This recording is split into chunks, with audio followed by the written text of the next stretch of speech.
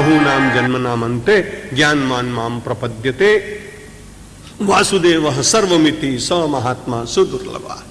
सारे संसार में सबको वासुदेव की दृष्टि से देखने वाला महात्मा बड़ा दुर्लभ है।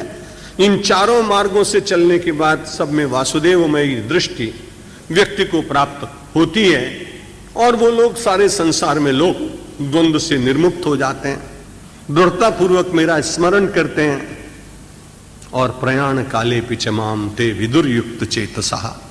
अंतिम श्लोक में कहा कि प्रयाण काल में मृत्यु के समय में भी उनका जो चित्त है वो बड़ी प्रकार से परमात्मा का ज्ञान रखते हुए संसार से प्रस्थान करता है।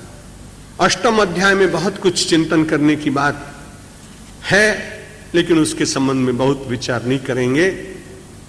अंतिम श्लोक में भगवान ने 8वें अध्याय में बड़ी अच्छी बात कही, वेदेषु यज्ञेषु तपस्सु चैव दानेषु यत् पुण्य फलम प्रदिष्टम अत्येति तत्सर्वमिदं विदित्वा योगी परम स्थानमुपैति चाद्यम।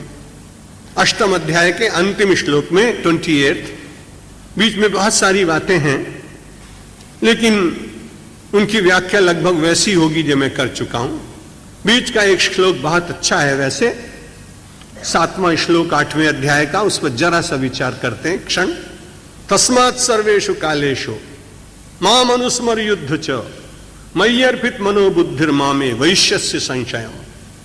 7वें अध्याय में भगवान ने कहा, 28वें से फिर लौट के आपको ले जा रहा हूं। कई बार रिवर्स भी करनी पड़ती ना गाड़ी, इसलिए 7वें श्लोक में आपसे चर्चा कर रहा हूं। भगवान ने कहा तस्मात् सर्वेषु कालेषु। आप भजन करते हैं, कोई कहता हूं सवारे ने सांझे रोज 5 मिनट भगवान नो स्मरण करूं छो। खूब खूब धन्यवाद, आपने 5-5 मिनट तो काढ़ो છો।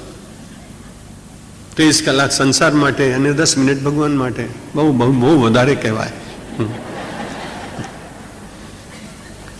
पर भगवान ये कहते हैं कि नहीं भाई, सब सुबह शाम आप करो पूजन, न करो आपकी मर्जी, लेकिन चलते फिरते सोते जागते जब जब कभी समय मिल जाए, तस्मात् सर्वेषु कालेषु, प्रत्येक काल में भगवान का स्मरण करो। वो आपकी पूजा ही है। जो आप 10 मिनट के लिए बैठते हो वो वैधि पूजा है, विधि पूर्वक, और ये श्रद्धा वाली पूजा है, निरंतर चलती है, श्वासों में व्याप्त हो जाती है। तस्मात् सर्वेषु कालेषु माम अनुस्मर, माम अनुस्मर। उसने कहा महाराज 24 घंटे तुम्हारा ही भजन करेंगे, रोटी कमाने कौन आएगा? मारो घर परिवार संसार कौन चलावशे? भगवान ने कहा नहीं भाई, आधी बात क्यों सुनते हो, पूरी बात सुनो। तस्मात् सर्वेषु कालेषु, बाजार में सड़क पर गाड़ी चलाते काम करते जब जब आपकी वृत्ति इधर उधर से लौटे तो भगवान की तरफ ले जाओ, और युद्ध च, युद्ध च का मतलब कर्म करते रहो। युद्ध का मतलब लड़ाई नहीं है, यहां युद्ध का मतलब है कर्मयोग।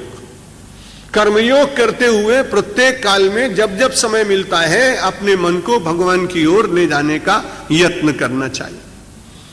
मयि अर्पित मनोबुद्धि, उसके बाद धीरे धीरे मन और बुद्धि अपने आप मुझको अर्पित हो जाए। जब और मन और बुद्धि मुझको अर्पित हो जाएंगी तो उसके बाद मामे वैश्यस्य संशयम, तो अपने जीवन के अंतिम क्षणों में माम एव एष्यसि, तू मुझको ही प्राप्त होगा। अर्जुन ने कहा आपकी बात सच है क्या? भगवान ने कहा असंशयम, संशय मत करो।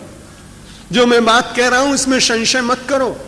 निश्चित रूप से तुम्हारे जीवन के अंतिम क्षण सुधर जाएंगे यदि धीरे धीरे मन को भगवान को स्मरण में लगाओगे और अपने कर्म को छोड़ोगे नहीं।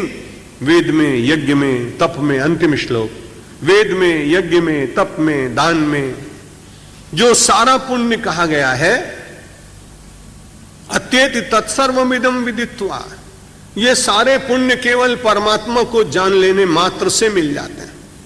किसी व्यक्ति ने दान नहीं किया क्योंकि पैसा नहीं था, किसी व्यक्ति ने तपस्या नहीं क्योंकि शरीर में शक्ति नहीं थी, किसी व्यक्ति ने यज्ञ नहीं किया क्योंकि उसे कर्मकांड के मंत्र नहीं आते थे, किसी व्यक्ति ने वेद नहीं पढ़े क्योंकि उसको संस्कृत नहीं आती थी। उसने कहा हमारा कल्याण होगा क्या? भगवान ने कहा छोड़, चिंता मत कर।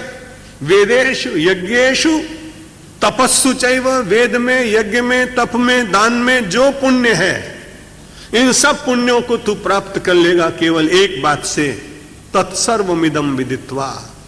उस तत् परमात्मा को जान लेने के बाद योगी परम स्थानमुपैति चाद्यम, वो आद्य परमात्मा का जो दिव्य स्थान है वो उसको प्राप्त कर लेता है।